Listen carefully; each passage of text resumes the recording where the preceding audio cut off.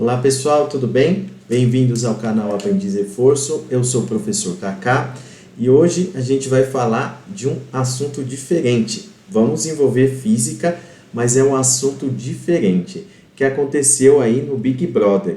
O PA, o Paulo André, ele é atleta, né? Ele é do atletismo e ele tem treinado lá no Big Brother para não ficar parado também, né? Para manter o físico aí, né?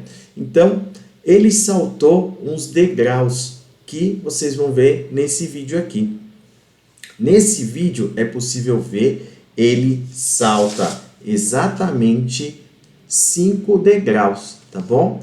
E aí, o que eu fiz? Eu aproximei aqui, eu pedi informação para uma arquiteta para saber quais são as medidas mais usadas nos degraus, para saber qual é a altura que ele tinha pulado, mais ou menos, tá? Bem aproximado. Qual é a distância que ele percorreu, tá? Para saber a velocidade com que ele sai, tá bom? Então, vamos fazer essa continha aqui de forma bem legal para explicar para você. Então, gente, essa aqui é a escada típica que o Paulo André aí pulou, tá bom?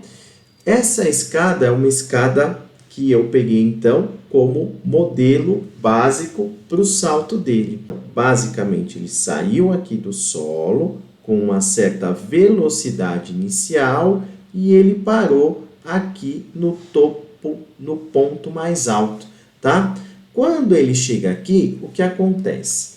Essa velocidade inicial, ela tem um ângulo de lançamento que eu vou chamar de θ. É um vetor, então eu vou decompor esse vetor, que é da velocidade, no eixo y. Então, eu vou chamar isso aqui, ó, de v0y, tá? E v0x. Então, o que eu sei? Eu sei que como ele chega no ponto mais alto ele não sobe mais. Então, a velocidade no eixo y dele é 0. E aí, antes dele frear, ele ainda tem a velocidade em x. Então, conforme o corpo vai subindo, o que acontece? A velocidade em y, ela vai diminuindo. Quem é responsável por diminuir essa velocidade é a gravidade, tá? Então, o Vy vai mudando. Só que a velocidade no eixo x, ela permanece constante. Ela não muda, porque o carinha continua indo para frente. Maravilha! Então, vamos começar a calcular pelo eixo y.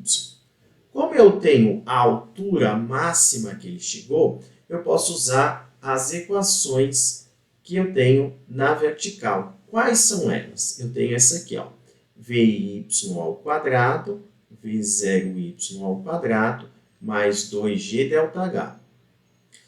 Como eu tenho o Vy, eu não tenho o V0y, eu tenho o g e o ΔH, dá para eu calcular a velocidade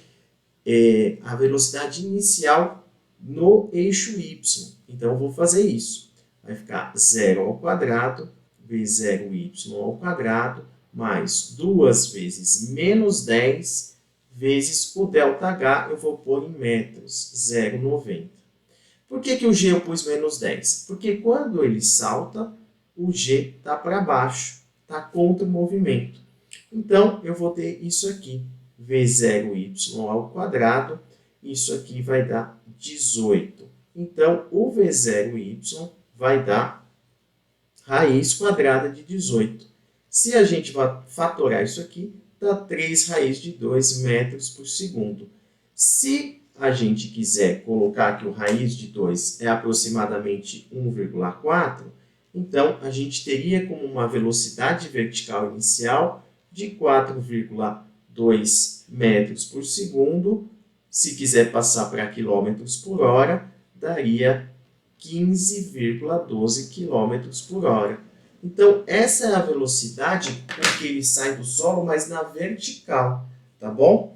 Dá para descobrir o tempo que ele ficou no ar? Dá sim. Dá usando mais uma equação no vertical, no sentido vertical aí, tá bom? Então, para calcular, vai ficar assim, ó. VY igual a V0Y mais G vezes T. O VY é 0, o V0Y a gente calculou, vou pôr aproximado aqui, ó, 4,2 menos 10T. Então, o tempo aí vai dar aproximadamente 0,42 segundos. Então, esse é o tempo que ele fica no ar, que ele sai do solo e chega no ponto mais alto. Então, o V0Y eu tenho, vou colocar aqui, 4,2 metros por segundo. Tá, e o V0x? Como que eu vou calcular? Eu vou apagar isso aqui e vou calcular o V0x. Então, vamos lá. No eixo x, a velocidade não muda. Então, ele obedece às leis do movimento retilíneo uniforme.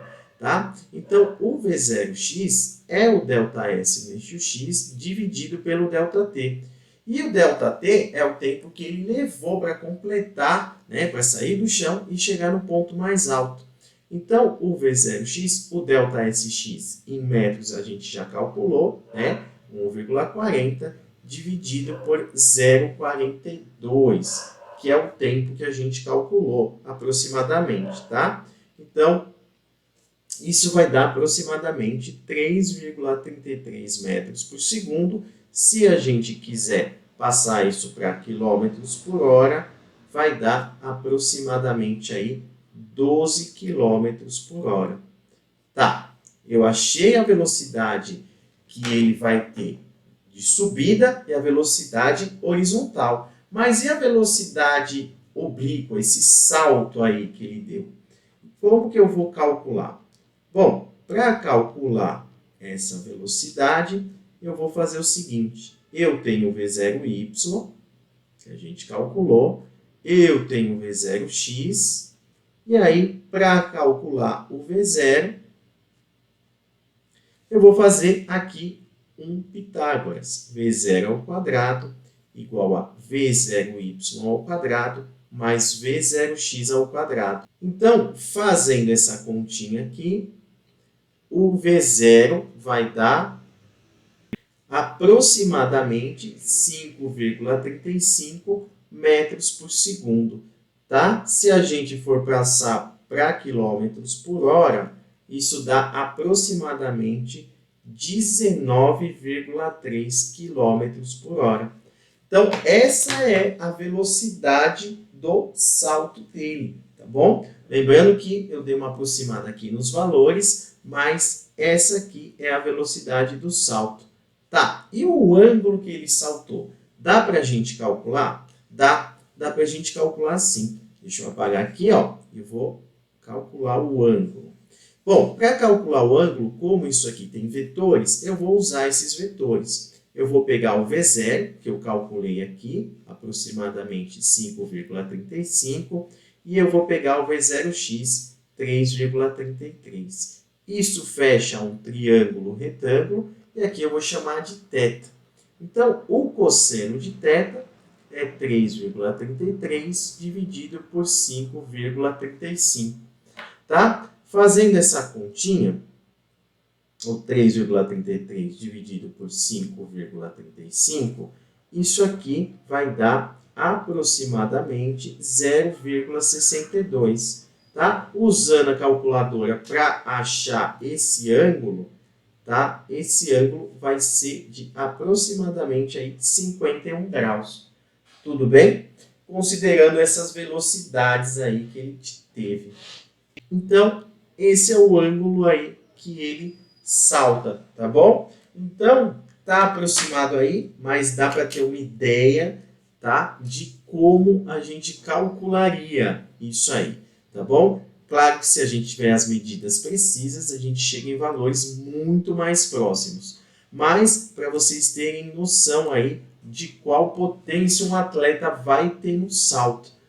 Espero que vocês tenham gostado desse vídeo e que vocês tenham visto quanto de conta realmente pode aparecer no esporte, o quanto de física e o quanto de matemática, tá bom? Muito obrigado e até a próxima.